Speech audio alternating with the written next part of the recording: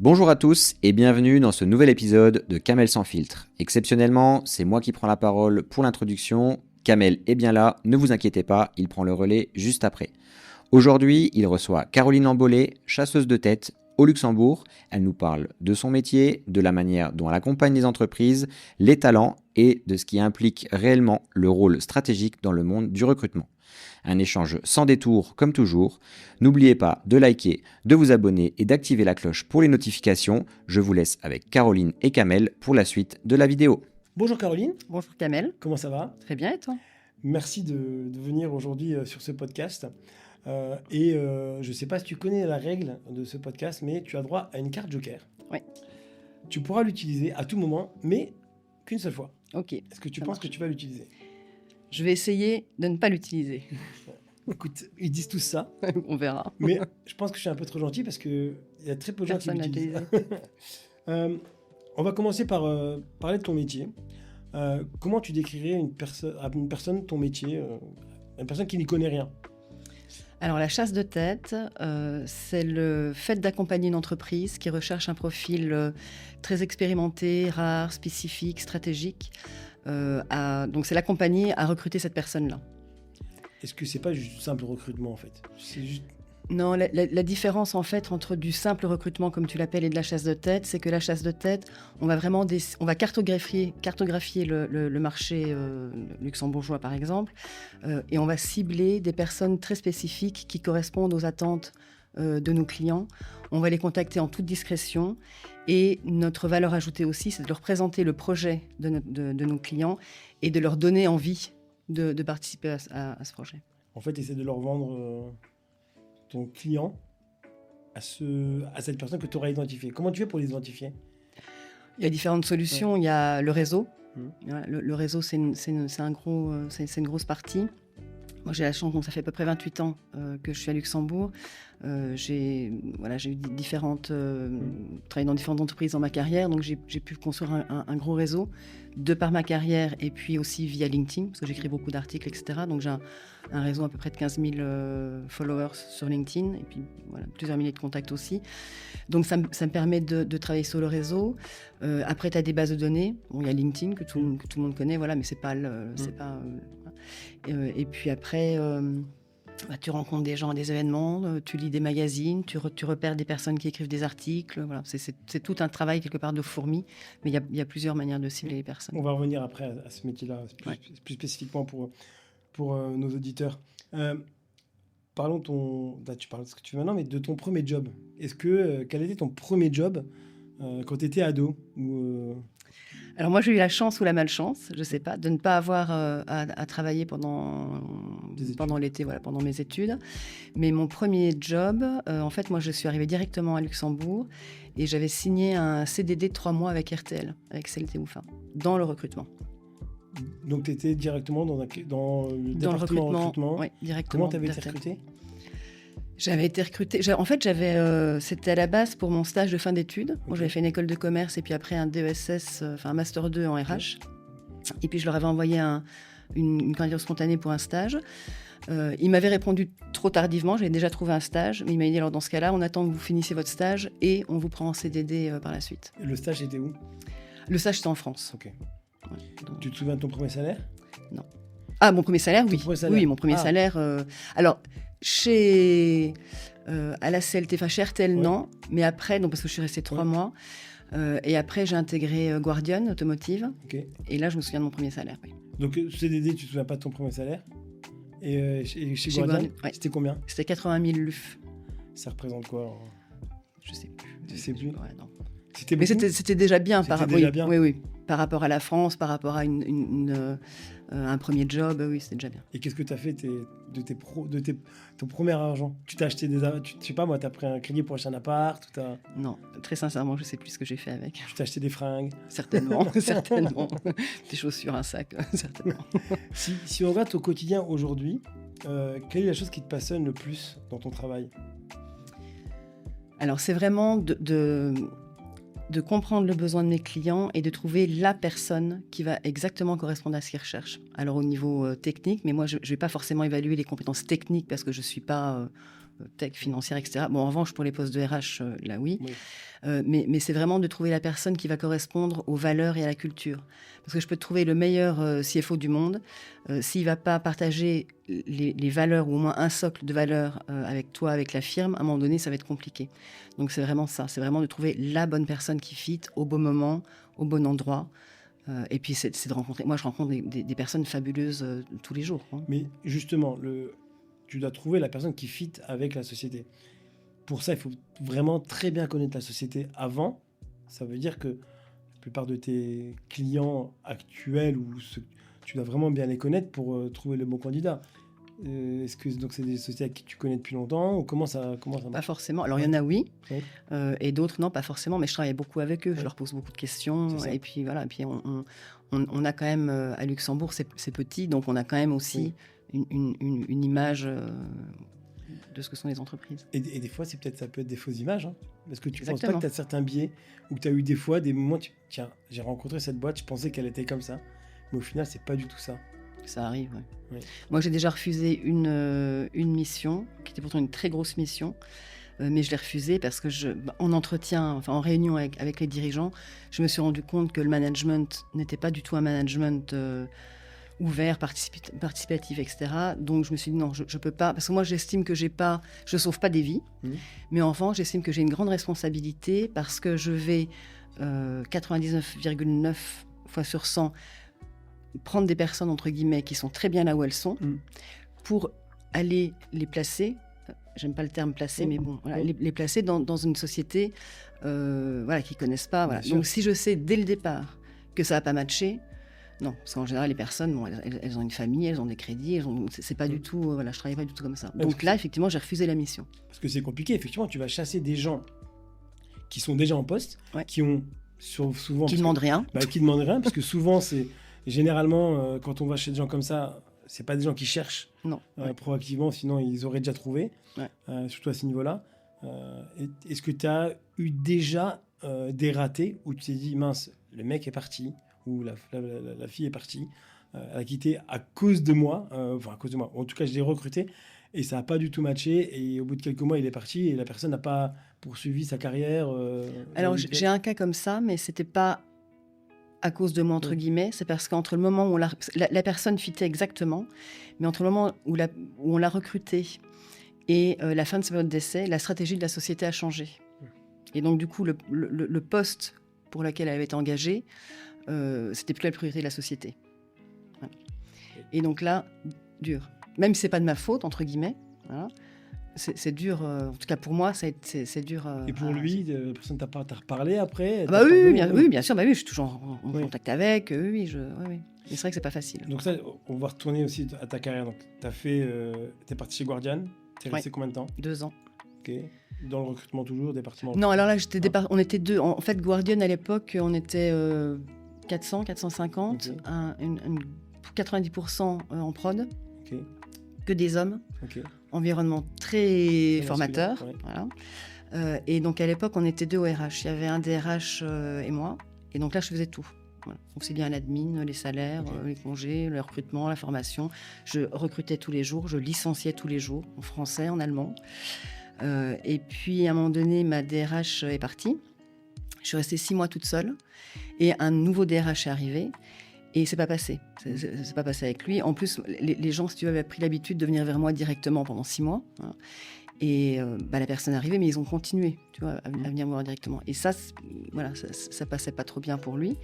Et je me suis dit, bon, j'ai 25 ans, DRH, moi assistante RH. S'il y en a un qui doit partir, entre guillemets, ce sera moi. Voilà. Donc si je suis pas contente, je pars. Donc je suis partie. Et j'ai rejoint Deloitte. Okay. Combien de temps? 14 ans. 14 ans chez Deloitte. Superbe expérience. J'ai grandi avec Deloitte. Il faut être courageuse. Hein. Je rigole, ils vont tuer mes amis courageuse, Deloitte, mais ils savent que je plaisante. Oui, non, oui et non. Je pense qu'on est fait pour un Big Four ou on n'est pas fait pour un Big Four. C'était en quelle année, ça? Je suis arrivée chez Deloitte en 98. Ah oui, donc c'était vraiment tout premier. Donc on était 350. Ah, génial. Donc, on était 3 au RH, 350. Super.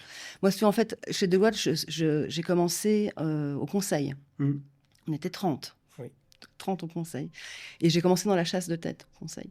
Et puis, on était 2, on avait monté la cellule chasse. Et puis, au bout d'1 an, j'ai une collègue en interne, RH interne, qui est partie en congé mat.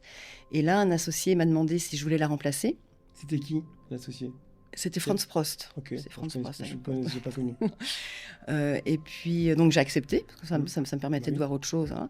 Et puis, je ne suis jamais repartie, en fait, de l'interne. Et tu es resté, tu es monté jusqu'à être DRH? Non, j'étais senior manager. Senior manager Oui. chez Deloitte. Oui. 14 ans. 14 ans. Et ensuite, BDO. BDO. BDO DRH pendant 6 ans. Ok, donc ça fait... J'ai fait 20 ans de Big. Voilà. Et après BDO, t'es... Après BDO, j'ai décidé en fait de quitter BDO et j'avais 2 solutions. C'était soit chercher un poste de DRH avec les bons côtés et les mauvais côtés comme dans tous les postes, voilà. Soit monter mon cabinet de chasse. Ce qui en fait, moi, c'était mon objectif. Dès la fin de mes études, j'avais un plan de vie très, Cadré. très cadré. Je m'étais dit, voilà, à 40 ans, j'aurai un mari, un enfant, une maison et un cabinet de chasse.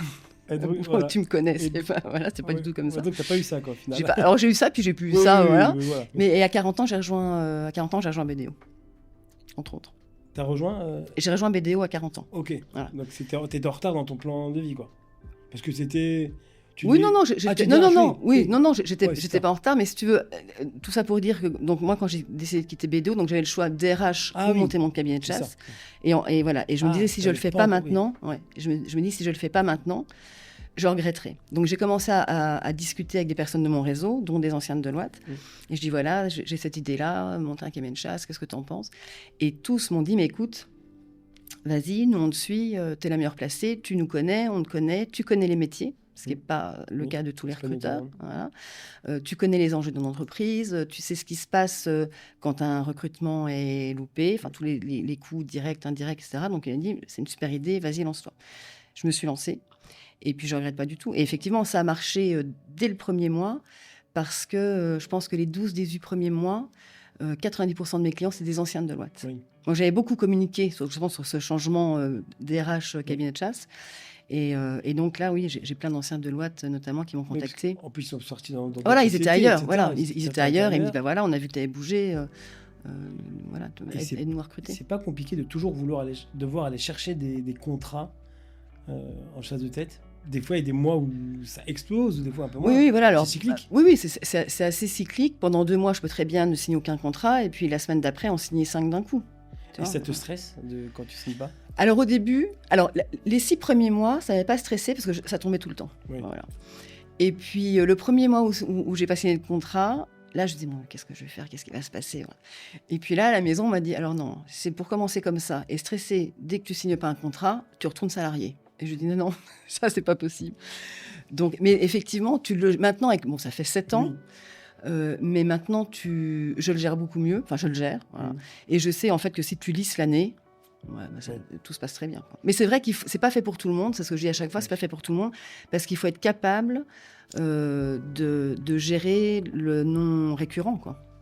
Et justement, il y a pas des méthodes pour les chasseurs de tête de faire quelque chose de plus récurrent ou de faire, tu sais, du part-time chez un client, quelques heures, etc., en consulting. Oui, mais ça m'intéresse. Ça Je pourrais le faire. t'intéresse Moi, avec pas, mon passé de DRH, je sûr. pourrais faire du conseil RH, mais c'est pas ce qui m'intéresse. Moi, ce qui me drive vraiment et ce que je préfère dans les RH en général, c'est le recrutement, c'est la chasse. Et pourquoi? C'est le fait de discuter avec ces candidats-là ou de leur trouver, vraiment de les mettre dans la meilleure posture possible, meilleure position possible. Oui, c'est d'avoir un impact. Alors après, l'impact, tu peux évidemment l'avoir en tant que DRH, hein, absolument. Mais c'est vraiment de rencontrer des gens. Parce que, étant donné que moi, je fais que des niveaux très élevés, je rencontre des gens qui sont passionnants, 9 fois sur 10. Tu vois, donc j'apprends plein de choses tous les jours. Et puis c'est vraiment de trouver la personne qui fit avec les besoins de mon client. Et puis, parce que moi, je les suis après, toi, aussi bien côté client que côté candidat, une fois qu'ils ont intégré la société. Et c'est de voir voilà, que j'ai aidé la société à se développer, à grandir. Voilà. Tu as déjà...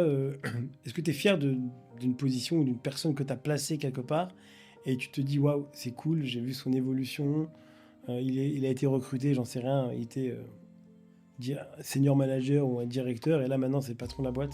Est-ce que Alors, en tant que DRH, oui, parce que si je regarde par exemple Deloitte, moi j'ai travaillé pour tous les départements de Deloitte en 14 ans. Et les dernières années, notamment, je travaillais pour le taxe, le département fiscal. Et je pense que 80% des associés qui sont aujourd'hui en taxe, sans les nouveaux qui sont arrivés ou qui sont arrivés après moi, je les ai recrutés en tant que junior, ils sont associés aujourd'hui. Donc je me dis, bon, c'est quand même plutôt cool. C'est cool. Quoi. Et sinon... Et ils seront retraités à 50 ans. Voilà, c'est ça. Là, il y en a un qui va bientôt partir, j'ai recruté en tant que junior, je me dis, c'est pas possible. Mais sinon, en tant que chasseur, oui, il y a différents postes pour lesquels ça a eu un vrai impact. Tu peux donner un nom de quelqu'un que tu dis, tiens, cette personne-là, je suis très fier de sa réussite, je l'ai accompagné à un moment donné dans sa carrière, etc. Ça peut être quelqu'un qui est maintenant à la retraite, ça serait plus facile pour toi de le dire. À la retraite... Ou pas forcément, mais quelqu'un en place. Mais... Alors, est-ce que je vais donner un nom Tu peux. Oui. Je vais donner son prénom, par exemple. Vas-y. Léonie. Il n'y a pas beaucoup de Léonie, à mon avis, on va trouver... Non, Léonie, je trouve qu'elle a un beau parcours. Ouais. Ok. Est-ce qu'il y a une chose dont tu aimerais te débarrasser au quotidien, une tâche que tu fais au quotidien, que tu n'aimerais plus faire? Alors, je l'avais fait avant de commencer. Parce que moi, tout ce qui est chiffres, compta, c'est pas du tout mon truc. Donc, je m'étais dit, si moi, je gère ma compta, au bout de 3 mois, je fais faillite. Donc, avant déjà d'avoir créé ma société, j'avais une fiduciaire. Okay. Et donc, tout ce qui est compta, tout ça, tout ce qui est administratif... Et tu sais même pas, ça se trouve toi-même... où est-ce que tu en es au niveau des chiffres? Tu dois leur demander ou... Aussi, parce que j'ai quand même un petit tableau, voilà, à la base. Mais non, c'est eux qui gèrent tout. Est-ce que tu as eu un raté professionnel? Parce que tu as été assez linéaire, d'après ce que j'écoute. Ouais. Est-ce que tu as eu des ratés professionnels? Non, parce que j'ai pas eu d'accident de parcours. Ce qui peut arriver, hein. Il y a plein de personnes top qui ont des accidents de parcours et ça fait partie de la vie. Mais non, j'ai eu la chance de ne pas avoir ça. Et justement, toi, en tant que chasseuse de tête, dans les parcours des gens, des fois, on dit que les échecs, justement, ça forme. Et on parlait tout à l'heure que tu n'as jamais travaillé, tu n'as jamais galéré pour payer tes études. Tu n'as pas eu besoin de le faire. Est-ce que tu ne penses pas que les moments difficiles rendent des gens forts? Tu sais, tu connais cette phrase-là. Comment toi tu vois ça? Comment toi tu imagines ça? Je pense que tu apprends, on le dit tout le temps, tu apprends de tes erreurs, tu apprends des échecs, tu apprends des moments durs. Donc, effectivement, c'est, je pense, une force que les personnes qui ont connu ça ont par rapport à d'autres. Et tout à l'heure, je disais, c'est une chance de ne pas avoir eu à travailler ou une malchance, je ne sais pas. Mais au final, avec le recul, à 52 ans, parce que je ne disais pas ça à 16 ou à 18, mais je pense que ça t'apprend... la réalité est moins dure. Oui, quand tu t'arrives... Oui, ne serait-ce qu'à la sortie de l'école, quoi. Tu vois, voilà. Donc oui, je pense que ça m'aurait appris d'autres choses, de devoir travailler. Et si tu n'avais plus à jamais à travailler avec une personne, ou est-ce qu'il y a une personne avec qui tu n'as plus... Moi, j'en ai plusieurs. Ok. Des noms.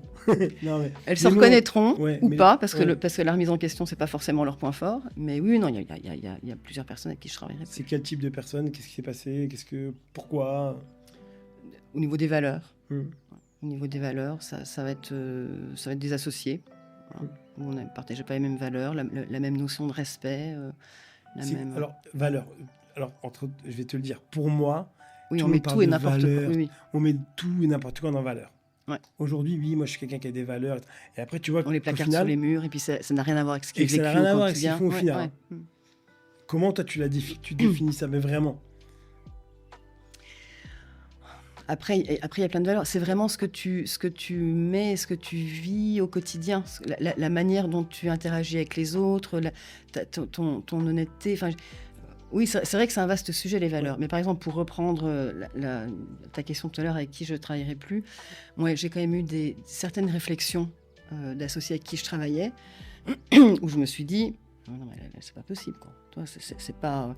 Et j'ai dû mentir à des candidats parce que je ne pouvais pas faire autrement. Justement, ça fait partie de mes questions. Est-ce que tu as déjà dû mentir à quelqu'un, justement, pour éviter de lui faire de la peine? Parce que la vérité, je ne pouvais pas dire la vérité.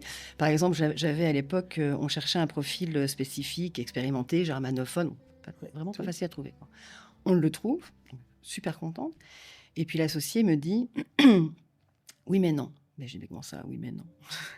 Il me dit oui non, il est obèse. Je dis et là il me répond non mais il va tomber malade plus facilement que les autres. Et je dis mais alors déjà d'où, voilà. Et puis je dis mais non, c'est pas.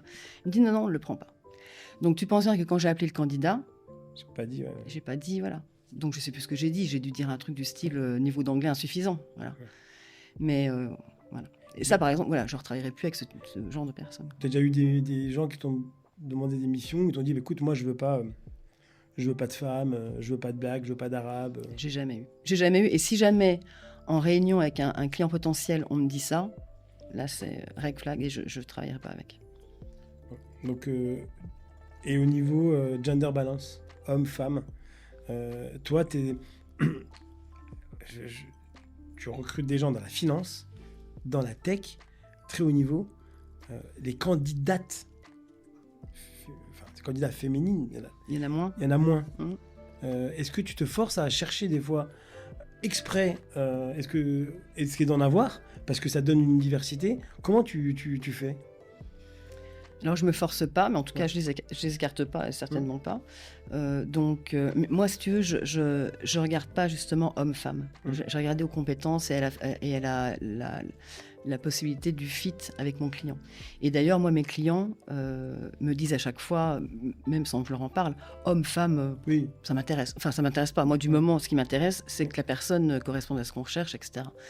Alors, c'est sûr que quand il y a des femmes dans les candidats que je recommande, c'est pas que je les pousse plus, mais voilà, elles font partie de ma liste et je les défends quelque part au même titre qu'un homme, mais je mets quand même un peu l'emphase dessus, quoi. Parce que le client final, souvent aujourd'hui, il a besoin de diversité féminine et souvent il demande, même dans les boards, on le voit actuellement, ouais, c'est très très demandé. Mais il faut faire attention à la discrimination positive aussi. Moi, je suis contre ça. Oui. Justement, qu'est-ce que tu en penses, la discrimination positive? Pourquoi tu... Non, parce que si on va promouvoir une femme parce que c'est une femme, et que derrière il n'y a pas les compétences, mais c'est un cadeau empoisonné, quoi. Parce qu'après, toutes les femmes qui vont monter, tu vois, elles vont, enfin, les gens vont dire oui, mais parce que c'est une femme. Il y a plus de crédibilité. Et ça nous dessert plus que ça nous sert, si tu veux. Donc moi, alors l'histoire des quotas, je sais qu'il y en a qui disent oui, mais au moins les quotas, ça a le mérite d'exister, de forcer. Mais moi, je suis pas vraiment pour les quotas. On ne devrait pas avoir besoin de quotas. Tu vois, en France, il y a une règle qui dit qu'il faut 40% de femmes dans les boards. Au Luxembourg, elle n'y est pas. Et parce que pas pour autant, il ne faut pas créer une loi pour ça, ou toi tu penses qu'il ne le faut pas? Il faut le faire naturellement. C'est sûr que ça prend plus de temps quand tu le fais naturellement. Ouais. Mais quand tu regardes les boards aujourd'hui, moi je travaille avec différents boards et j'ai recruté aussi des personnes pour des boards, c'est quand même souvent des hommes 50 plus, blancs, qui se connaissent tous entre eux et puis qui vont chercher l'ami d'un tel ou et pour les placer dans les boards. Donc c'est vrai que c'est pas encore complètement ouvert, quoi. Mais justement, ça va sur une autre question qui est un peu liée. Est-ce que tu es déjà arrivé de dire ben voilà, on doit recruter lui parce que c'est un copain de ou le fils de et t'as dû tes compétences, t'as dû en fait les passer outre les compétences de la personne. Ouais. Est-ce que c'est déjà arrivé? Oui, certainement. Enfin, oui, alors en tant que chasseur, non. T'as pas remarqué, mais je veux dire, ils l'ont pris parce que tu sais que. Oui. Non, certainement. Enfin, j'ai plus d'exemples concrets, mais oui, en 20 ans. Je dis en tant que chasseur, non. Mais avant, oui, en 20 ans, oui, clairement, on a dû recruter des personnes parce qu'elles connaissaient un tel. Et qui n'étaient pas forcément à leur place? Ouais, non, pas forcément. Mais j'ai eu, toi, en tant que chasseur, pour le coup, j'ai eu l'exemple inverse, où j'avais rencontré une personne qui m'avait contacté pour recruter un profil. Et puis la personne me dit, écoutez, je travaille avec vous, j'ai eu plusieurs entretiens avec d'autres cabinets, mais voilà, je travaille avec vous. Et puis, envoyez-moi votre contrat. Donc, j'envoie mon contrat. Et puis, il me rappelle 2 jours après en me disant, écoutez, je suis embêtée, mais je ne vais pas pouvoir travailler avec vous parce que mon actionnaire a un copain qui a un cabinet à Luxembourg et voilà, il veut travailler avec lui. Donc, j'ai pas le choix. J'ai pas envie, ça me plaît pas, mais j'ai pas le choix. C'est pas un cabinet d'avocat? Non. Non, non. Ah, non, non. Ça me rappelle. Non, Donc mais là, tu te dis, bon, c'est dommage, mais... quelle est la bêtise professionnelle que tu penses déjà avoir faite dans ta carrière? Une erreur. Avec un employé, avec un candidat, tu te dis, mince, là j'ai fauté. Ou j'ai pas été à la hauteur. Ou... J'ai jamais eu d'erreur où je me suis dit, ça va être compliqué de gérer. Maintenant, l'erreur que j'ai pu faire à certains moments, c'est de... Moi, je suis impatiente. Je suis impatiente, je suis assez cash. Si ça me plaît pas, je le dis. Ça me plaît, je le dis aussi. Mais ça me plaît pas, je le dis. Donc, c'est peut-être des fois de ne pas avoir eu assez de patience quand des process ou quand des décisions prenaient du temps. Et voilà. Mais rien de... Donc, ça veut dire que j'étais frustrée, quoi. Je dis, bon, il faut que ça avance. Là. On y va ou... Et donc, tu as accéléré les choses et que ça a raté, ou tu te dis... Non, j'ai pas... Bah, des fois, tu n'as pas le choix. Hein. Tu n'accélères rien du tout. Hein. Tu attends. Mais du coup, t'as pas... je pouvais être assez... pas dur dans ce que je disais, mais... Est-ce que tu as eu un ou une mentor dans ta vie? Quelqu'un qui t'a inspiré? Ouais. Qui? C'est pas trop... Alors, j'en ai eu... j'ai eu Daniel Reinert, qui était mon premier DRH chez Guardian, qui est parti monter son cabinet de chasse de tête, voilà, et qui a arrêté quand moi, j'ai monté mon cabinet. Ah ouais, donc c'est une belle histoire, en fait. Ouais. Et t'as pas filé ses clients? Ah ben, on était en discussion, puis au final, non, ça s'est pas fait. Mais quand je lui ai dit... C'est une des personnes que j'avais appelée pour dire, voilà, j'ai cette idée. Puis il m'a dit, mais attends, je vais vendre, il faut qu'on parle. Et puis j'en ai un autre dont je ne donnerai pas le nom, et que je... D'ailleurs, Daniel, je vois toujours, mais une fois tous les 2 ans, quelque chose comme ça. Mais l'autre avec qui je suis toujours en contact. Et qui me... Et qu'est-ce qui t'apporte? C'est des hommes? Oui. Ok. Oui, c'est des hommes. Donc c'est deuxième... Daniel, forcément, oui. Que ça aurait pu être Daniel. Oui. Non, non, ce qui m'apporte, des fois du recul. Moi, je travaille toute seule, donc j'adore, mais c'est aussi des fois pas facile. Parce que tu te parles à toi-même. Alors, même si j'ai un grand réseau, et justement, je déjeune avec beaucoup de monde, et puis avec des anciens collègues ou avec des DRH, voilà. Donc, ça permet aussi de discuter de plein de choses et de tester des idées, voilà. Mais cette personne-là, en l'occurrence, oui, non, elle m'aide à réfléchir. Si des fois, je vais, alors pas forcément dans la bonne direction, mais si je doute sur certaines choses, elle va me dire, mais non, toi, ou... Voilà, donc, oui, non, quand on est toute seule... Ouais, c'est pas tout le temps facile, hein.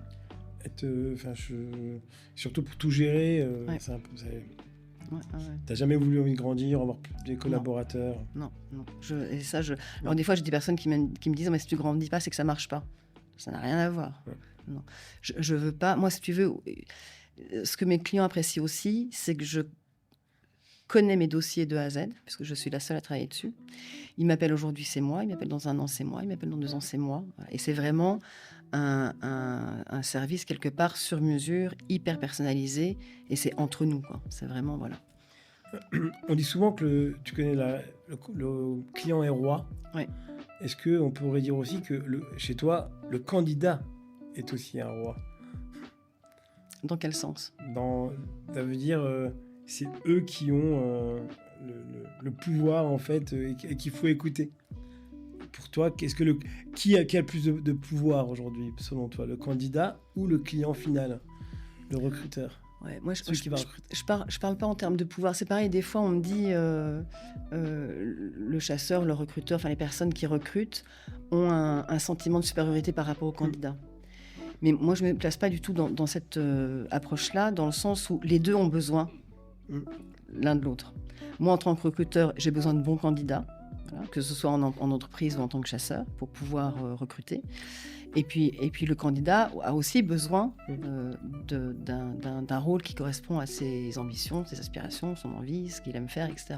Donc moi, je vois plutôt une relation équilibrée. Maintenant, c'est vrai que quand tu regardes depuis 30 ans et depuis encore avant, mais moi je parle de 30 ans, tu vois qu'il y a des phases dans l'économie. Il y a des moments où c'est l'entreprise qui a le rôle fort, d'autres moments c'est les candidats qui sont en position de force, donc c'est vraiment... Mais il faut faire attention parce qu'en général, ça peut vite s'inverser. Ça peut vite s'inverser. Ceux qui faisaient les rois un peu avant et qui disaient moi tout le monde veut me recruter, et il y a des offres d'emploi partout, le lendemain il peut y avoir une petite crise et au final c'est... Et des fois j'entends pas mal de confrères aussi qui disent que les candidats ne répondent pas, et moi ce que je donne comme conseil à tout le monde, répondez poliment au moins. Voilà, c'est ça. Un chasseur vous contacte, même si voilà, ça prend 30 secondes de dire bonjour, merci, je suis pas intéressé, bonne journée, au revoir. Parce que le jour où cette personne-là aura besoin d'un chasseur pour une raison X ou Y, ça peut très vite arriver. Voilà, ce qui peut très vite arriver. C'est toujours mieux d'avoir un rapport. Mais c'est aussi des convenances aussi à avoir, de politesse. J'ai envie de dire, c'est la base. C'est vrai que d'un autre côté, tu as des personnes qui sont continuellement contactées par des cabinets. Et souvent, malheureusement, pour des rôles qui n'ont rien à voir. Ouais, et c'est vrai que je comprends que ça puisse les saouler, quoi. Même moi, il y a encore pas très longtemps, j'ai reçu un mail d'un chasseur pour un poste de recruteur senior, 5 ans d'expérience. Je me dis, bon, bah... Moi aussi, j'en reçois. Je me dis, tant que j'ai des confrères comme ça va, quoi. Mais donc, je peux comprendre que certaines personnes, voilà, et puis envie de répondre. Mais bon, ça prend 30 secondes, et puis... Est-ce que tu as déjà dû travailler avec des gens que tu ne supportais pas ? Oui. T'as vu comme ça. Oui, mais bon, des fois, t'as pas de chance. Alors, pas en tant que chasseur, hein, parce que là, encore une fois, j'ai le luxe de choisir mes clients. Mais avant, oui. Bah, t'as pas le choix. Hein. Tu fais... Sauf la première fois chez Guardian où j'ai dit bon ça va pas coller, là je pars. Hein. Mais sinon oui, non, j'ai déjà travaillé avec des personnes que je vais pas te faire la blague des inconnus, comment on connaît un bon chasseur d'un mauvais chasseur, mais comment on fait pour reconnaître un bon candidat d'un mauvais candidat ? Alors là, ça n'a rien à voir avec la question d'avant, on est d'accord ? Rien à voir. Ok. Rien à voir. Un bon candidat et un mauvais candidat ? Est-ce qu'il y a une règle ? J'ai envie de dire l'honnêteté déjà. Tu vois, moi j'ai déjà eu des candidats qui mentaient sur leur parcours, ou les personnes qui arrivent qui arrivent en retard, je supporte pas. Voilà. Bon, ça c'est mon... Faut arriver genre à la minute près ? Pas forcément à la minute près, mais pas un quart d'heure après. Oui, quoi. Ouais, mais vraiment, moi je suis hyper rarement en retard. C'est vraiment que j'ai été bloquée dans un bouchon. Mais voilà, c'est un truc que pour moi c'est... Mais non, donc c'est l'honnêteté, c'est... j'aime pas non plus les candidats qui sont arrogants, enfin les personnes arrogantes en général. Mais comment tu fais pour sentir qu'un candidat est arrogant ? C'est quoi le... C'est la manière dont il se comporte, la manière dont il parle, la manière dont il te regarde. C'est un ressenti, c'est un sentiment, parce que l'arrogance, des fois, peut oui. être sûr de soi, des fois, c'est peut-être de la fausse... tu vois, ou alors, si je défends pas les gens arrogants ou quoi, mais je me dis que des fois, on a tendance... Ça peut être un masque, ça peut être un masque. barrière, moi, je connais des gens, on me dit, mais lui, il est arrogant. Je me dis, mais non, mais pas du tout, en fait. Je le connais, ou alors est-ce que c'est ma vision un peu gentille, dire à tout le monde est gentil ? Non, mais vraiment. Non, mais je dirais que c'est un tout. C'est un tout. Toi, c'est plus dans le regard, dans la manière de te parler, c'est pas, par exemple, que le regard. Oui. Ou c'est pas... Voilà, c'est un tout. Est-ce que tu as déjà eu un coup de foudre au boulot ? Oui. Je suis mariée. Avec. Ok. Mais en fait, je voulais dire coup de foudre professionnel. Oui. Est-ce qu'il y a eu un candidat où tu t'es dit, waouh, ça, ce candidat-là... Oui. En 30 ans, j'en ai eu plein. Ouais. Et ces derniers mois, il y a eu un candidat qui t'a époustouflé sur dans un secteur ou quoi, où tu te dis, tiens, lui, c'est vraiment une pépite. Oui, qui n'a pas été recruté d'ailleurs. Ok. Ouais.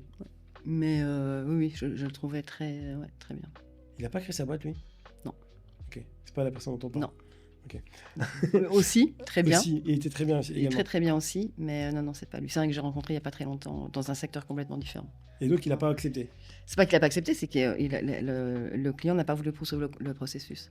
Et dans ce J'ai pas cas-là, compris pourquoi. tu comprends pourquoi quand le... Bah non, là en l'occurrence non, mais bon après, je peux pas forcer non plus les clients. Ah, bien sûr. Voilà. Mais, Alors, à l'inverse, est-ce qu'il t'est arrivé déjà des mauvaises surprises ou des mauvaises choses face à un en candidat entretien. en entretien? Il y a très longtemps. C'était au début de Deloitte, donc je devais avoir, alors attends, 23, 25, 27, 28 ans. Ok. On était route d'Arlon, donc on était encore tout petit, donc on était dans plusieurs bâtiments, et j'avais un entretien avec un candidat, il était tard, il était 19h30, quelque chose. Donc j'étais toute seule dans le bâtiment, mais vraiment toute seule, tout le monde était parti, etc. Et puis j'avais déjà un peu des doutes pendant l'entretien, mais bon. Et puis à un moment donné, je voulais tester l'anglais. Parce que nationalité américaine, bilingue, je dis bon, il faut quand même. Une nationalité américaine? Nationalité Ok. américaine. Mais il parlait français comme toi et moi. Tu Ok. vois. Enfin, il avait la double nationalité. Ok. Et je me suis dit, bah, il faut quand même que je teste l'anglais, quoi. Ok. Et puis donc, je lui ai dit, bah voilà, on va un peu switcher en anglais pour Ok. pouvoir évaluer votre niveau. Et là, il a commencé à s'énerver. Et je lui ai dit, oui, mais je suis désolée, je dois vérifier.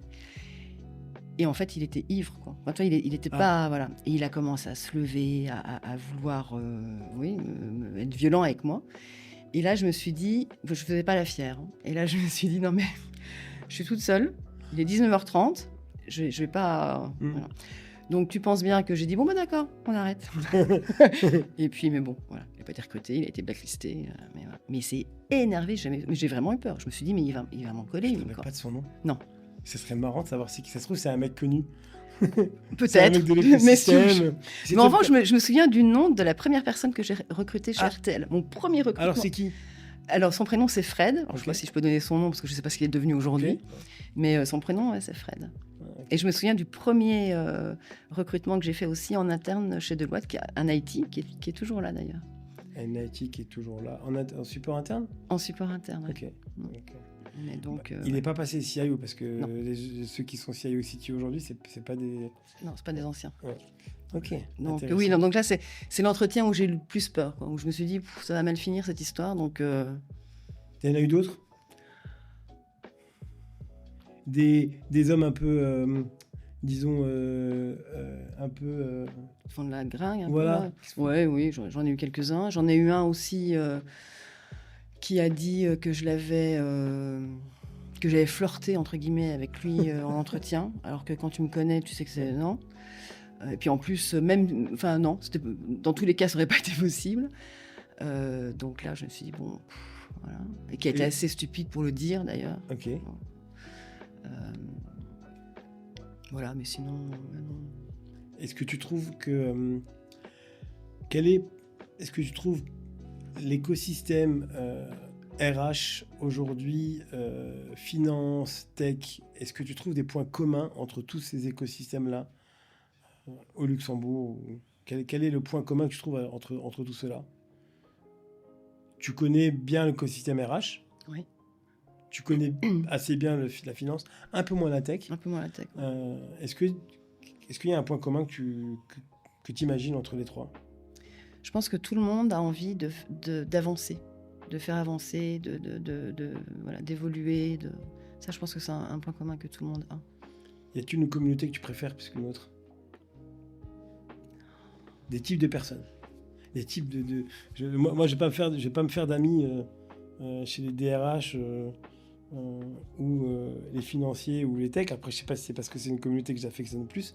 Je trouve, personnellement, que les gens de la tech sont beaucoup plus cool, se prennent moins la tête que les financiers ou que les RH. Mais on en parlait tout à l'heure. Moi, les missions que je fais en tech, les candidats que je rencontre, ils me donnent l'impression de beaucoup plus aimer leur métier. Et c'est ce que je disais, quand ils parlent de ce qu'ils font, ils ont des étoiles dans les yeux. Donc, ce qui n'est pas forcément le cas de toutes les autres personnes que je vois, même si elles sont très bien, j'ai l'impression qu'il n'y a pas cette même passion, voilà, cette même passion pour ce qu'ils font. Ouais. Donc les gens de la tech sont beaucoup plus passionnés. Mais j'ai l'impression. T'as l'impression. J'ai l'impression. Et aujourd'hui, on voit bien que la technologie, elle prend une ampleur immense à tous les niveaux, notamment en intelligence artificielle. Toi, est-ce que tu utilises l'IA au quotidien? Tu utilises quoi? Tous les jours. Moi, j'utilise beaucoup de chat. J'utilise beaucoup Midjourney. Ok. Pour faire tes coms, etc. Alors, j'utilise pour des traductions, par exemple. J'utilise chat pour arrondir certains mails que j'envoie qui pourraient être un peu trop bruts de temps en temps. Midjourney, quand je rédige mes articles, avant j'achetais des photos sur Shutterstock ou voilà. Maintenant je crée mes photos, enfin mes images. Donc ça j'utilise tout le temps aussi. Et puis j'utilise chat beaucoup dans la vie de tous les jours. Maintenant je passe quasiment plus pour un Google. Tu vois, je pose ma question à chat et j'ai ma réponse. Quoi. Ou alors pour organiser des voyages ou pour n'importe quoi. C'est ultra polluant pour la planète apparemment. Ouais, je sais. Il faut pas dire merci parce que ça pollue encore plus. Ouais, faut pas. Il y en a, tu sais, qui disent merci à la fin. Ah, mais tu sais que moi, je disais merci, s'il te plaît. Oui, oui. Mais Parce moi que aussi. un jour, non, mais parce que je me dis que ça a une mémoire. Mais t'as vu cette photo-là, ce truc où on dit non, ne touche pas, c'est un de ceux qui disait merci. Ben oui, mais moi, j'en parle avec un des associés de Deloitte que tu connais très bien. Je lui avais raconté ça il y a quelques temps en lui disant écoute, moi, je dis s'il te plaît. Alors il rigolait. Je fais attends, je ne sais, tu sais, c'est comme dans les films. Tu sais pas ce que ça va devenir. Tu sais pas ce que ça va venir. Ils vont dire bah non, Kamel, il était sympa avec nous. Hein.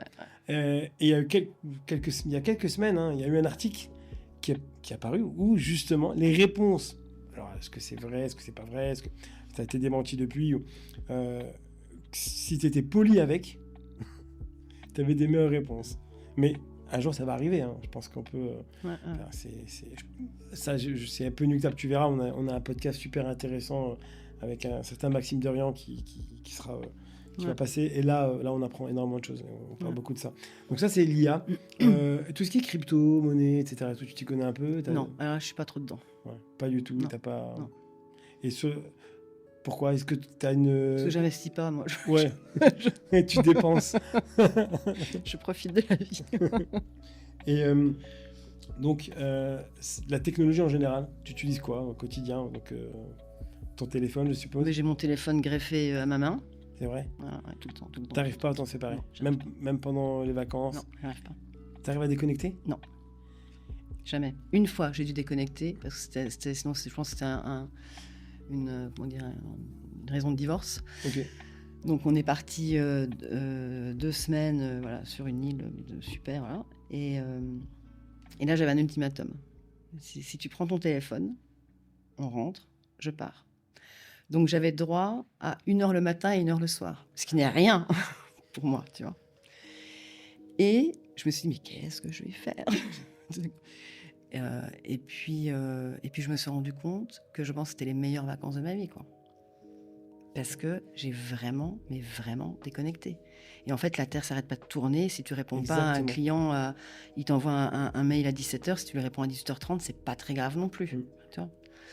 Donc, mais j'avais quand même mis que s'il y avait une urgence, il fallait qu'on m'appelle. Donc j'avais le téléphone pas très loin, mais j'avais pas le droit d'y toucher. Voilà. C'est la seule fois où tu as réussi un peu à déconnecter. C'est la seule fois. Et tu as expérience à renouveler alors? Oui. Mais ça fait déjà 5 ans et je ne l'ai pas renouvelé. Moi, je te donne ce conseil-là, mais je suis le pire. Hein. Là, moi, je m'endors avec, je me réveille avec. Ouais, mais c'est terrible, hein, c'est terrible. Et tes enfants? Ils sont trop jeunes, je crois.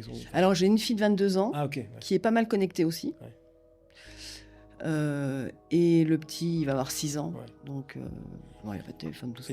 Mais tu vois, quand même, des fois, quand il regarde un dessin animé sur sa tablette, là, sur un iPad, voilà, plus rien n'existe. Mais ça, c'est... Tu lui parles. Très dangereux, oui, tout à fait. Voilà. Donc, dès on limite. Mais des fois, tant que marindine, quand tu vas un peu avoir la paix, tu dis bon. C'est ça. Ou en voiture, tu vois, quand tu fais des longs trajets, tu dis bon, là, c'est pas grave.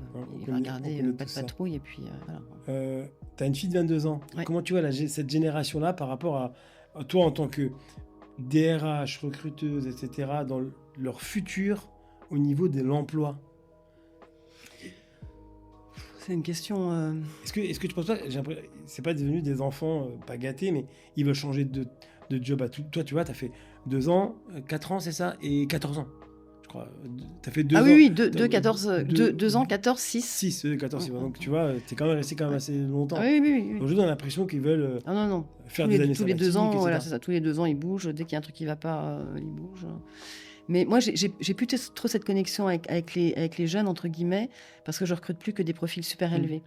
Mais quand je discute avec des amis ou voilà, des personnes que je connais dans mon réseau qui sont DRH, et quand j'entends ce que j'entends, je me dis, je crois que j'aurais du mal aujourd'hui. Ouais, j'aurais un peu de mal. Mais ta fille, je trouve que les bons sont très très bons. Mais, non, elle fait des études. Ok. Ah, mais si tu veux, ma fille, elle a commencé par faire une école de commerce. Ok. Donc elle rentre en septembre. Ok. En octobre, elle me dit, maman, ça me plaît pas. Et j'ai ça quand même que 1 mois, quoi. T'as encore 4 ans et 11 mois. 4 ans, ouais. Et puis je dis, on en reparle dans 5 ans. Et puis au mois de janvier, elle revient en pleurs. Puis elle me dit, mais ça me plaît vraiment pas, je veux faire autre chose. Ben, je dis, bah ok, mais... C'était quelle école de commerce? C'était lycéenne à Nancy. À Nancy. Et là, elle fait sage-femme. Donc, tu vois. Ah oui, donc Elle fait sage-femme, rien à voir. Elle a voulu faire lycéenne aussi, peut-être. Non, alors elle me dit oui, vous m'avez forcé à faire une école de commerce. Je dis non, comme vous. Je dis non, on t'a pas forcé, tu savais pas quoi faire. Oui. Donc on t'a dit tu fais une école. À partir du moment où tu savais pas quoi, tu n'avais aucune idée. Faire quelque chose, voilà, tu fais quelque chose de généraliste pendant 5 ans, tu vois ce que t'aimes. C'est ce qui s'est passé avec moi. Tu vois ce que t'aimes pas, et puis voilà. Mais à partir du moment où tu n'avais pas de projet. Elle a eu de la chance de pouvoir faire une classe prépa intégrée, école de commerce, et pouvoir se faire payer ses études aussi, parce que ça coûte 8 000 € ou 9 000 € l'année lycéenne. Hein. Ah bah le mois m'a coûté cher, oui. Bah oui. Je lui ai dit, tu finis quand même ton année, hein, histoire de... Mais ouais. Pour revenir à ton métier, qu'est-ce que tu détestes le plus dans ce que tu fais? Bah, c'est pas vraiment mon métier, c'est ce qu'on disait, c'est la partie compta, machin, tout ça. Mais dans mon métier, enfin le core business de mon métier, maintenant dans ce que je fais aujourd'hui, parce que en tant que DRH, il y avait tout ce qui était admin, enfin j'ai pas trop fait d'admin, justement, j'étais surtout la partie soft. Mais moi, je sais pas, rédiger des cartes policy, c'est pas ce qui me donne envie de me lever tous les matins, quoi, tu vois, par exemple. Mais ce que je déteste dans mon métier, non, j'ai rien que... T'adores ton métier. Vous devoir chercher des clients. Est-ce que c'est pas quelque chose qui est un peu difficile? Est-ce que tu chasses des clients, justement? Est-ce que tu les appelles ou pas? Ou est-ce que tu attends qu'ils viennent te voir ou... Moi, j'ai la chance d'avoir des clients qui me contactent directement. Tu vois. Ouais, par bouche à oreille. 90% du temps, c'est par bouche à oreille. Mais c'est vrai que dans les moments, tu sais, on disait des fois, il y a des hauts, il y a des creux. Dans la période de creux, je dis, il faudrait peut-être que tu t'y mettes. que je m'y mette. Et puis, mais moi, en fait, si tu veux, la partie commerciale, entre guillemets, je la fais pas comme ça. Moi, je suis pas du style à appeler en cold calling un client. Non, je suis pas comme ça. Mais en revanche, ce que je fais, c'est que j'entretiens mon réseau beaucoup. Donc, j'appelle, je vais déjeuner, je vais dîner, je les vois à des événements, voilà. Et je reste toujours, et puis j'écris beaucoup sur LinkedIn, tu vois. Donc je reste quand même visible, connecté. Voilà. Quel conseil tu peux donner tu as dit tout à l'heure, tu as dit honnêteté, quel conseil tu peux donner à un candidat pour être chassé, mais quel conseil tu peux donner pour qu'il ait un super CV ou qu'il puisse bien se mettre en avant, pour qu'il puisse être vu par toi sur les réseaux? Quelqu'un qui poste beaucoup sur LinkedIn, etc. Peut-être que... Ça dépend ce qu'il poste aussi. Ça dépend ce qu'il poste. Voilà. S'il poste ses photos de vacances, bon, c'est pas très intéressant. Mais s'il poste des infos à valeur ajoutée sur son activité, sur son secteur, voilà, ça peut être super intéressant. Mais si tu vois qu'il fait que poster, tu te dis, le mec, il bosse pas, quoi. Ah bah non, ça n'a rien à voir. Non, ça n'a rien à voir. Parce que tu sais pas à quelle heure il poste, tu sais pas comment il est organisé, tu sais pas, voilà. Ok, donc tu n'as pas un billet là-dessus? Pas du tout. Voilà, okay. Non, pas du tout. Puis en général, les gens qui postent, c'est qu'ils veulent partager. C'est ça. Donc c'est super intéressant. Et quel est le plus gros mensonge que tu as déjà vu dans un CV? Voilà, l'anglais fluent. Ça c'est un mensonge que tu as dû voir après. Mais quelque chose où tu as vu le CV, tu t'es dit waouh, c'est pas possible ce qu'il me raconte. Ou c'est pas possible ce que je lis. Il y a un truc un peu hors norme. Je sais pas, j'en sais rien. Ou une passion. Il doit y avoir des choses marrantes dans les CV que tu as dû voir, non? Peut-être pas à ce niveau, j'en sais rien. Non, alors je réfléchis justement avant, parce qu'à ce niveau-là, non. Mais non, ça d'ailleurs, des anecdotes. D'ailleurs, tu demandes quand même un CV ou pas? Pardon? Certains. Est-ce que tu demandes un CV d'ailleurs pour certains? Oui, mais c'est uniquement pour la base de la discussion, si tu veux, pour avoir une base. Et puis les clients veulent quand même avoir le CV des personnes. Donc ça, oui. Mais plus pas de motivation. Ça c'est pas... Ça, c'est, voilà. Mais oui, non, le CV, oui. Est-ce que tu vois des fois des effets de chaise musicale sur le marché? Telle personne se part, donc telle personne repart, etc. Là, il va y avoir du mouvement, en tout cas dans la tech, d'ici 1 ou 2 prochains mois. J'ai des chaises musicales à très haut niveau dans la tech. Je le vois déjà, mais il y a 4-5 boîtes.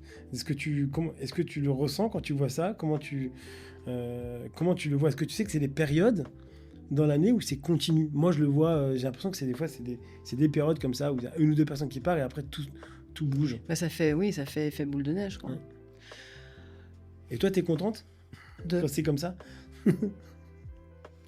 Oui, je vais pas être contente ou pas contente. Non, oui, bah, c'est le marché, c'est comme ça, quoi. Puis on le voit aussi parce que Luxembourg est petit. Oui. Tu vois, donc forcément, ça se voit plus, ça se remarque plus. Et puis on communique dessus, etc. Donc on le voit, quoi. Justement, tu travailles que pour le Luxembourg? Qu'avec Luxembourg? Alors, je travaille, oui et non. 99% du temps, oui. Et mes clients, si tu veux, ils veulent déjà des personnes qui sont basées à Luxembourg. Pour le réseau, pour la connaissance de la législation, pour plein de choses. Là, actuellement, j'ai une mission également sur Malte. Ok. Mais tu vois, encore, cette mission de Malte, parce que c'était pas prévu, oui. tu vois, une ancienne de Deloitte qui est repartie à Malte, ça doit faire 10 ans, et qui m'a appelé là, le mois dernier en me disant, bah, tiens, voilà, on va rechercher un head of tax, et donc, j'ai pensé à toi, est-ce que tu veux nous aider? En même temps, t'es quand même assez bien placé pour ça. Oui. Ouais. Mais en revanche, ce ne sera pas un profil luxembourgeois. En tout cas, ça ne pourra pas être à Luxembourg. Donc, Pourquoi? Parce qu'ils n'ont pas d'identité à Luxembourg. Ok. Donc, mais c'est quelqu'un qui peut aller. Ah oui, qui peut être... Oui. Ouais. Et t'as été parti à Malte? T'es parti à Malte? Non. Mais tu On vas y n'a fait aller? que des Teams. Mais je vais... Tu devrais y pour aller, l'intégration... Mais écoutez, je suis désolé, je dois venir. Je dois sentir les valeurs de votre société, etc. Je dois avoir vos bureaux. Est-ce que tu as comment tu fais pour maintenir en fait les bonnes relations avec tes clients, tes partenaires? Est-ce que tu as un truc que tu fais quotidiennement, que tu te forces à faire? Alors, comme je disais, moi, je ne suis pas une commerciale qui va appeler avant.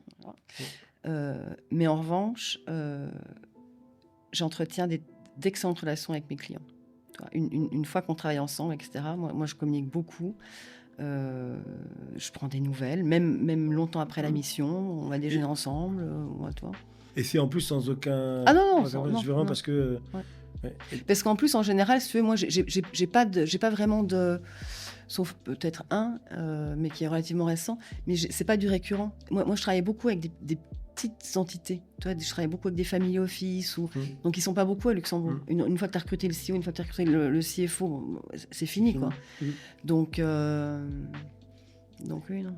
Est-ce que tu as déjà une personne à qui tu aurais rêvé de travailler? En tant que chasseur? En tant que chasseur ou en tant que même de DRH? Aujourd'hui, on te dit, tiens, il y a une boîte, là, j'aimerais vraiment bosser avec eux. Alors, c'est pas pareil. La boîte ou la personne? Bah, les deux. La société, non, pas forcément. Parce que tout à l'heure, on parlait d'employer branding. Et tu peux avoir une image externe de la société, puis ça ne correspond pas du tout à l'interne. Donc, non. Puis moi, c'est plus au feeling avec les personnes. Donc, je ne vais pas dire, voilà, je travaille avec telle société. Et en termes de personnes, quand j'étais membre du jury pour le Top 100, là, Paper Jam, j'ai découvert plusieurs personnes, dont Julie Becker. Ouais. Exceptionnelle. On est d'accord. Ouais. Donc, très, très chouette personne. Ouais, donc...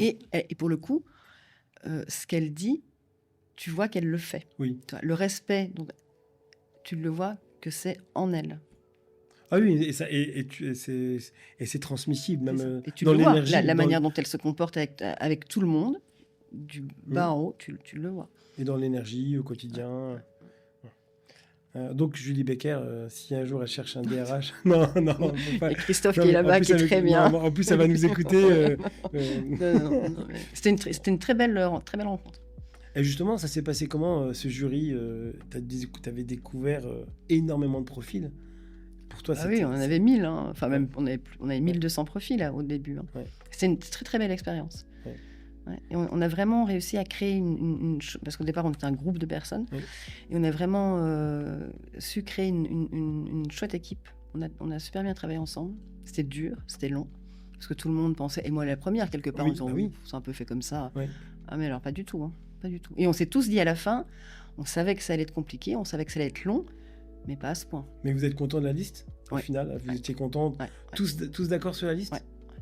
Ok. Bon, alors après, t'as un peu des débats, voilà. Oui. Mais non, au Et- final, on est tous contents dans la Il y avait des débats sur moi de pas y être. Mais c'est ça, c'est ce qui s'est passé en réunion. Non, c'est une blague, c'est une blague. Mais t'as vu, t'y es? Oui, je sais. Ouais, mais justement, moi j'étais surpris d'y être. Mais peut-être qu'il y en a parmi eux il y en a qui me connaissaient pas. Donc, Mais après, tout le monde ne connaissait pas tout le monde non plus. exactement. Quoi. Ouais. On pouvait pas. Moi, il y a Sur des les 100. personnes je connaissais pas. Julie, il y a des personnes qu'elle connaissait pas. Donc c'est ça aussi parce que ce qui était bien, c'est qu'on était vraiment.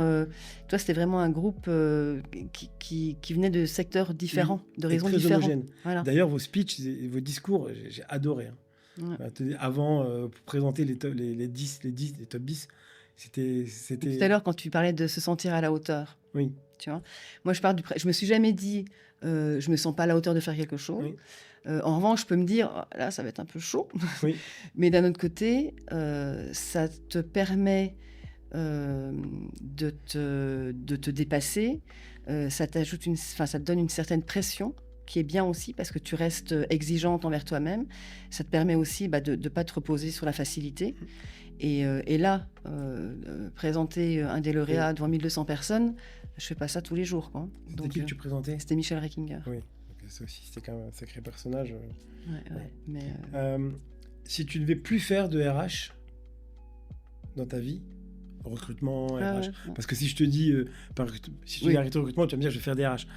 Qu'est-ce que tu ferais comme métier? Agricultrice. Tu Alors, travaillerais dans quoi? c'est une bonne question. Ça, je travaillerais dans quoi? Pas dans la finance. Ouais. Non, je pense que sans parler d'argent, hein, Oui. je pense que je créerais des événements. Ok. J'adore ça. Quand j'étais chez Deloitte, j'organisais tous les team building du tax, etc. J'adore ça. J'adore organiser, j'adore chercher des endroits, j'adore décorer avec Event des thèmes, manager, quoi, en fait. Oui, voilà. Tu pourrais Wedding venir- manager. Tu enfin, pourrais venir Je viendrai bosser avec toi. avec toi. Si tu devais supprimer une entreprise tech de la planète, ce serait laquelle? Une entreprise technologique, tu dis, franchement, ce qu'ils font, c'est un peu borderline, ou j'en sais rien, ou je cautionne pas. Ou... Il y en a peut-être pas. Hein. T'en as, toi? C'est pas moi qui dois répondre aux questions. Non, d'accord, mais Mais- tout à fait, ça, c'est un peu le côté recruteur qui... Ouais, exactement. Non, en fait, j'en ai pas, personnellement, mais je sais qu'il y en a qui peuvent dire que X, la plateforme Twitter, c'est devenu un peu limite, il faut pas qu'elle Je y suis soit. pas dessus. Voilà. J'entends, mais je suis pas Oui, dessus. voilà, mais moi, non. Ouais. Personnellement, non. J'en ai pas, parce que justement, je pense que tout doit exister, et au contraire, c'est Ouais. ce qui permet, en fait, de voir. Tu sais, des fois, voir les mauvaises choses te permet aussi De voir les d'apprécier les bonnes. C'est comme ça que je vois les choses, en tout cas. De mon côté. Oui, non, je crois que j'en aurais pas non plus. Il y en a certaines que j'apprécie plus que d'autres, mais on est quand même hyper dépendant, quoi. Toi, c'est plus ça que tu prennes n'importe quelle société. Au final, on est hyper dépendant, quoi. Et ça, je trouve que ça fait peur. Parce que regarde, quand il y a eu la panne d'électricité là au Portugal, la Ouais, semaine Espagne dernière, il y et a 15 jours, Portugal. Espagne-Portugal, tout le monde disait, mais en fait, on se rend compte que Bah, je t'invite à Il se passe regarder plus rien, quoi. Zero Day sur Netflix, la série. C'est assez exceptionnel, c'est exactement ça. Ouais. S'il y a un blackout, Ouais. ça peut être. Ouais. On est très dépendant des technologies. Justement, la dépendance des technologies. Ouais. Sans- Est-ce que ça te fait peur pour l'avenir? Justement, on se dit, mais remplacer, tu vois, on dit que ça va remplacer énormément d'emplois l'IA. Qu'est-ce que tu en penses, toi? Je pense que pour certains métiers, alors moi je suis pas une experte IA, mais je pense que pour certains métiers c'est vrai. Voilà. Mais d'un autre côté, ça va en créer d'autres.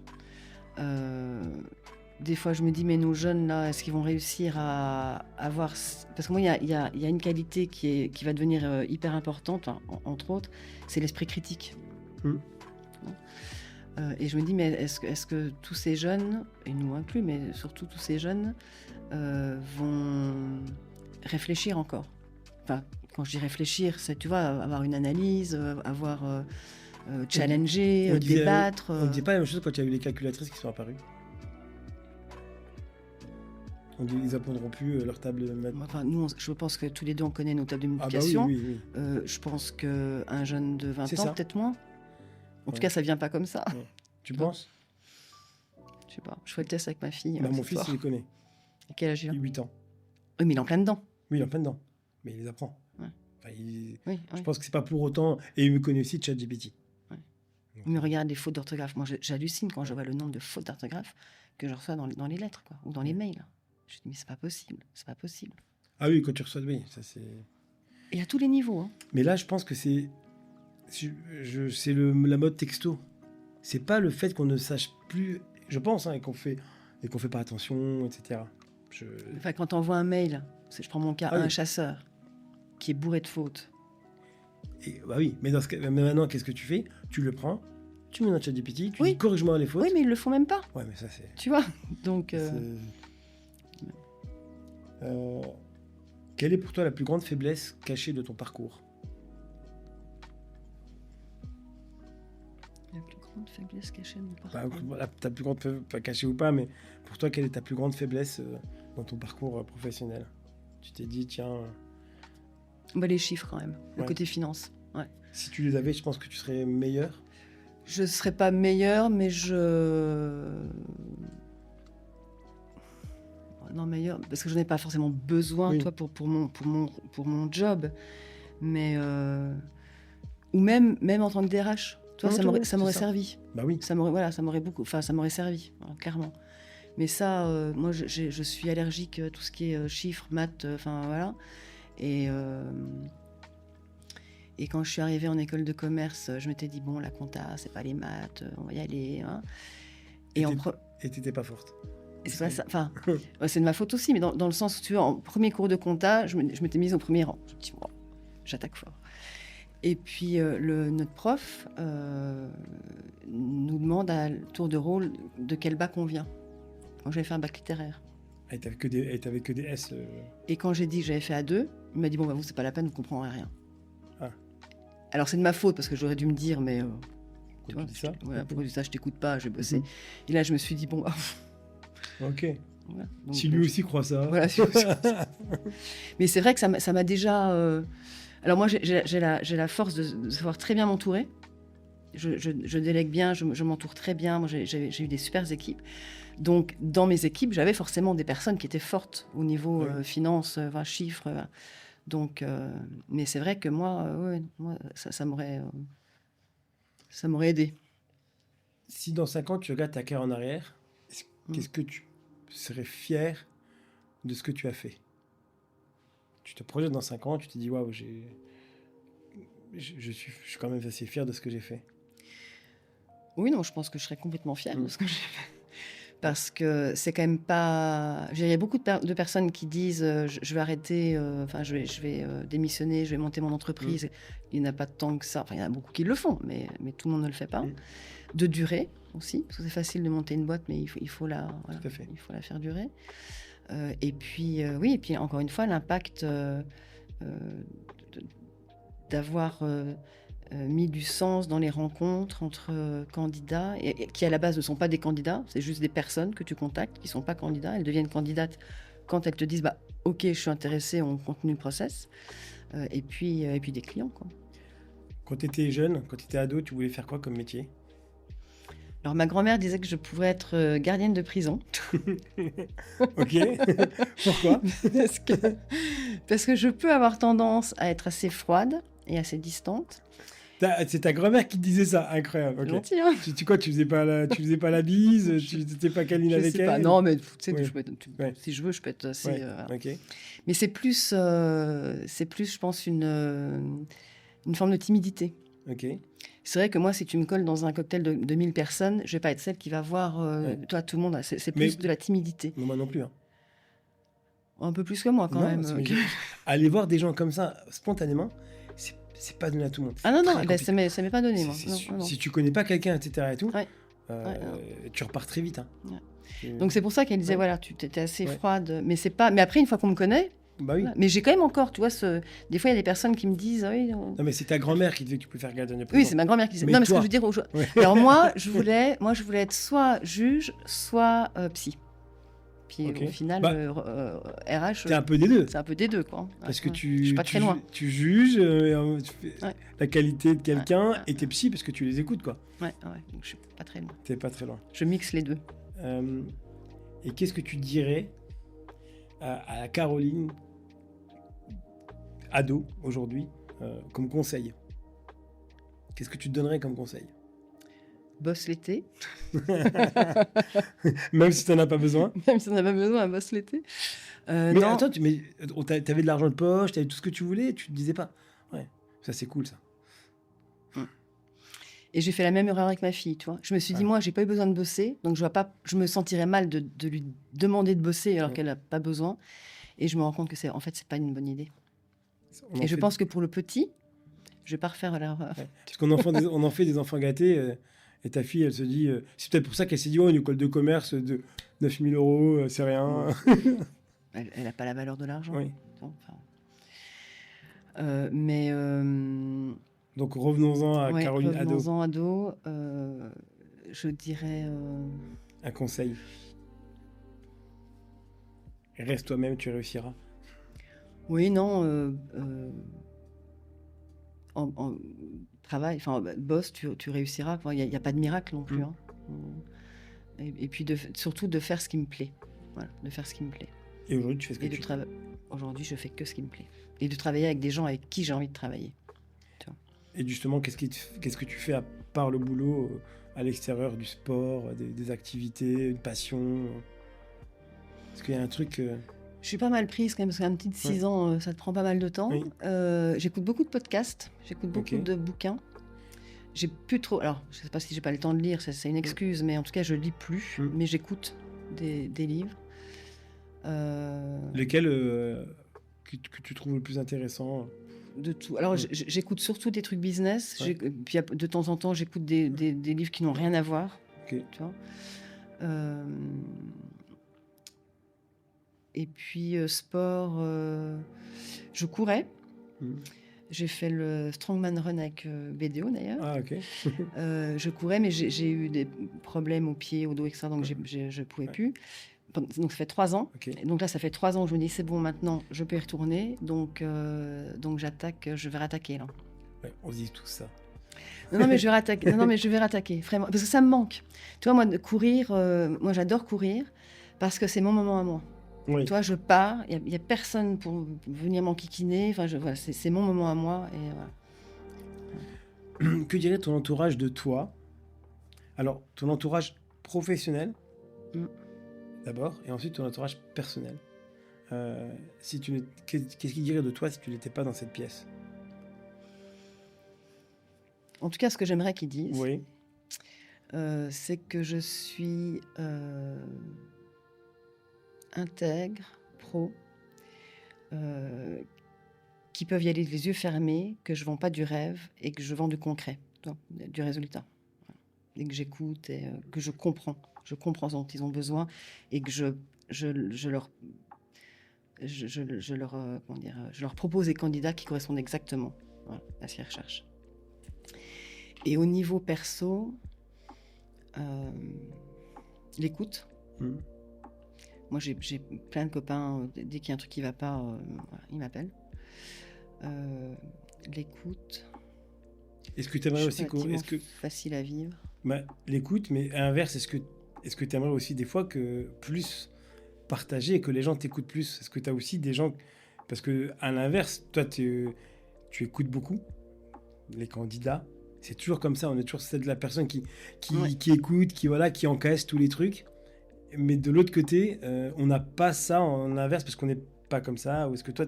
Si, moi j'ai des personnes comme ça. Des personnes comme ça. Ouais. Pour qui tu vas... Qui m'écoutent aussi. Qui t'écoutent aussi. Donc et ça te soulage et ça t'aide. Et tu dors bien? Je dors super bien. Déjà, je bois plus. Ok. Depuis quasiment 3 ans. Plus une goutte? Plus une goutte. Bon, oui. 3 coupes de chambre par an. Oui, c'est ça. J'appelle pas ça boire. Oui. Je bois plus depuis 3 ans et je vois la différence. Et non, moi, je dors bien. Moi, j'ai pas de problème avec ça. Quel est le plus gros secret que tu as caché dans ta vie? Est-ce que tu en as un? Pro, je suppose. Oui, pro.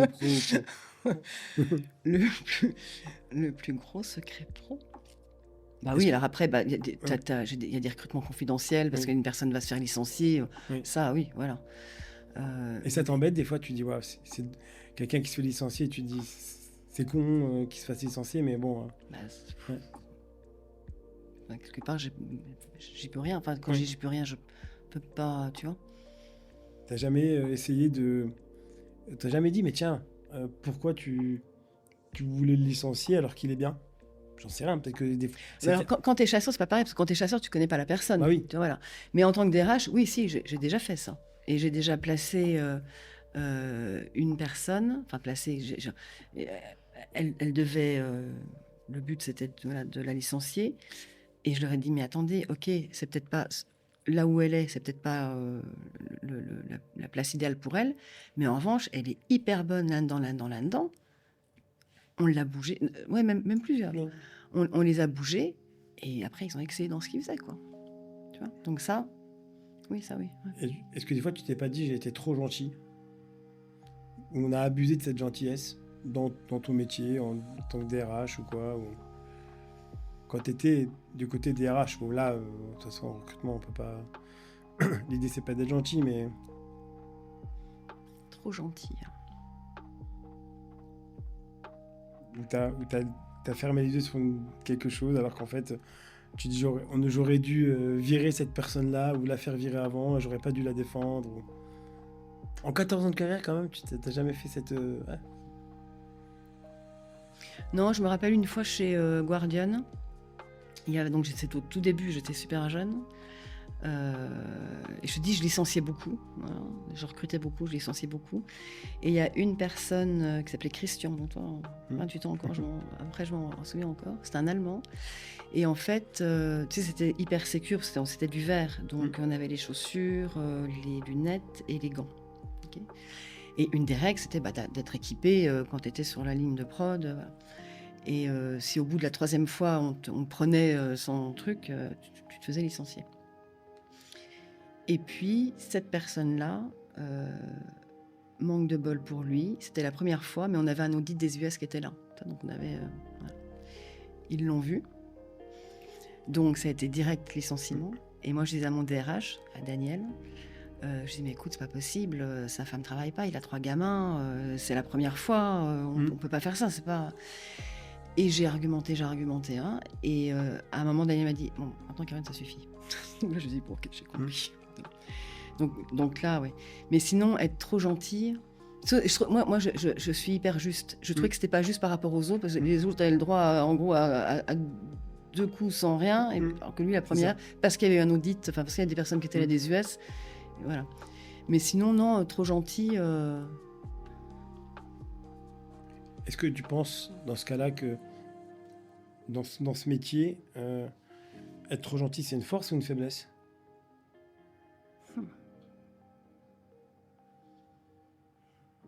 Ça dépend de qui est en face de toi. Parce que tu peux avoir des manipulateurs. Voilà. Dans le métier de DRH ou de chasseur? De chasseur de tête, ou même dans le business en général, en fait. Quotidien. Je pense qu'il faut une certaine forme de gentillesse, mais pas de naïveté. Voilà. C'est toujours plus agréable d'être avec une personne bienveillante que quelqu'un qui veut te faire tomber, quoi. Voilà. Maintenant, revenons un peu, il y a eu cet épisode Covid, etc. Ça a changé beaucoup de choses sur le recrutement, ça a changé beaucoup de choses sur les employés, etc. Beaucoup veulent du télétravail. Est-ce que c'est une chose qui, à ton niveau, pas sûr, parce que c'est des C-level et généralement, mais t'es arrivé... mais quand même de temps en temps. Hein. Ouais. Ouais. On te dit quoi? On me dit une possibilité de travail. Et alors, comment toi tu ressens ça quand quelqu'un te dit ça?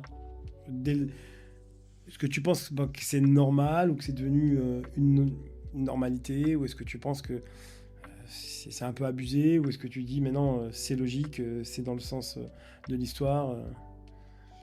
Moi, je vais peut-être pas me faire des copains là, mais je trouve que parce qu'au final, le Covid, ça n'a pas été si long que ça. Ça n'a pas été. Mais je trouve que le shift qu'il y a eu on en parlait encore à midi, le shift qu'il y a eu entre avant et après, je trouve qu'il est disproportionné par rapport à la durée de la crise, on va dire. Maintenant, mais tout le monde y travaille. Si c'est pas 4 jours par semaine, c'est pas assez. Et autant je suis pour le télétravail, autant il faut quand même. Alors tu me diras, oui, il y a des équipes mondiales qui sont pas l'une à côté de l'autre, etc. Mais il faut quand même pour avoir justement cette cohésion, ces échanges, cette fluidité dans la communication, etc. C'est quand même plus facile d'être ensemble, quoi. Donc oui, du télétravail de temps en temps, si tu as besoin, ou ne serait-ce qu'un jour par semaine, parce que effectivement, ça fait bien, mais à condition que tu travailles. Parce que moi, je connais quand même des personnes qui se sont fait licencier parce que quand elles étaient en télétravail, tu voyais bien qu'elles n'étaient pas connectées. Et puis qui disaient, oui, mais je pensais que c'était un jour de congé. Non, jour de congé, c'est pas le jour de congé. Enfin, tu vois, il y a quand même de gros abus. Moi, je pense que les glandeurs d'avant sont encore des plus gros glandeurs aujourd'hui. Voilà. Et les non-glandeurs d'avant ? Et les non-glandeurs d'avant, je pense que Non, je pense que c'est dans ton mindset. Voilà, dans ton état d'esprit. Alors après, tu peux t'organiser différemment. Tu vois, mais je pense qu'à la fin de la journée, le résultat, tu délivres la même chose. Il est là. Et des fois, tu as même tendance, quand tu es en télétravail, pour les non-glandeurs, à travailler plus. Parce que tu dis, si je ne travaille pas plus, il faut que je prouve à mon boss, à je ne sais pas qui, que je travaille et que je ne suis pas en train de faire, je sais pas, tu vois. Donc, des fois, on travaille encore plus. Et puis, après, la barrière, la frontière est beaucoup plus floue. Tu vois, donc quand tu pars du travail, voilà, tu es dans ta voiture, tu es parti. Quand tu es chez toi, c'est facile, comme nous, tu vois, puis tu reprends ton truc et puis tu réponds à un mail et puis tout. Donc la barrière, la frontière est beaucoup plus floue. Donc j'ai tendance à dire que tu travailles encore plus quand tu es en télétravail. C'est comme quand c'est ta boîte en vérité, que tu es à la maison et que tu... Mais c'est pour ça que c'est important de faire ce que tu aimes. Ah oui, parce que moi, du coup, j'ai pas l'impression de travailler. Exactement. Toi, quand on me dit, tu travailles même le week-end, je dis, c'est exactement ça. Je travaille pas. Enfin, oui, je travaille, mais... Ouais. Pour moi, c'est pas du travail. Je dis oui, qu'est-ce que tu fais ? Ouais, je fais du vent, je fais rien. Donc, alors qu'en fait, on travaille beaucoup, mais c'est juste comme on s'éclate, on a l'impression de pas bosser. Donc, 2 dernières questions. Il y a une histoire particulière te concernant qui t'est arrivée lors d'une formation d'un précédent employeur. Est-ce que tu peux m'expliquer Ouais, en fait, j'étais chez Deloitte et on avait des séminaires de formation. En l'occurrence, moi, c'était sur le leadership. Et tu avais plein de bureaux de Deloitte, c'est pour le grade de senior manager. Et donc, tu avais plein de collaborateurs de Deloitte du monde entier qui se retrouvaient. Donc, on était à Athènes pour une formation sur le leadership pendant une semaine. Et donc, je devais aller à cette formation-là. Et puis, à un moment donné, ma DRH me dit non, finalement, tu n'y vas plus. Et je me suis battue, je ne sais pas pourquoi, pour y aller. Je dis, il faut absolument que j'y aille. Et puis, en fait, donc voilà, on arrive à Athènes. C'est parce que tu voulais aller à Athènes ? C'est parce que je voulais aller à Athènes, voilà. Je t'ai dit même pas, dans les cas-là, tu es dans un hôtel, tu vois pas le jour, quoi. Okay. Et en fait, voilà, le cours commence. Donc, on était 400, donc si on est par groupe. Le cours commence, et puis au bout de 5 minutes, il y a une personne, un participant qui rentre dans la salle. Et là, je regarde cette personne, et coup de foudre. Voilà. Et donc, voilà, aujourd'hui, je suis mariée avec. Et tu as un enfant. Et j'ai un deuxième enfant. Oui, j'ai un enfant avec. Ok. Et là, mélanger travail et boulot, parce que cette personne travaillait aussi pour Deloitte ? Stockholm. Ouais, ok. Stockholm. Donc, et au final, après, il y a eu transfert sur Luxembourg. Ah ouais, elle est venue exprès, cette personne, au Luxembourg. Ouais. C'est pas toi qui es parti à Stockholm. Et je pouvais pas, donc j'avais une fille qui avait un père qui s'en occupe très bien, donc c'était pas gérable, quoi. Et du coup, ça a changé ta vie en 10 secondes. En 2 secondes. Mais c'est marrant parce que... c'était réciproque ou pas ? Tu sais pas ? Non, parce qu'on en a déjà parlé quand même, parce que c'était tellement... intense. La personne rentrait, puis je me dis... Voilà. Ouais. C'est comme si j'avais reconnu. Quoi, ouais. Et on en a parlé, et puis sur le coup, elle m'a dit... Oh non. Et puis en fait, quand tu parles avec elle, tu te rends compte. Alors lundi, tu es habillée comme ça, mardi, tu vois, donc la personne savait tout, quoi. Ça, c'était l'avant-dernière. Maintenant, la dernière question. Qui aimerais-tu que j'invite dans mon prochain épisode à ta place ? Est-ce qu'il y a une personne, tu dis, tiens. Et bien alors peut-être Julie Becker, si c'était pas prévu, si... Alors, c'était dans mes plans, je l'ai pas encore invitée. D'accord. Elle sait pas encore que je vais l'inviter. Ok. Donc Julie, si tu acceptes, tu as l'invitation. Ouais, et c'est Caroline qui le dit, donc tu peux plus refuser. Merci beaucoup, Caroline. Merci à toi, Kamel. C'était très sympa. Plaisir Merci. partagé.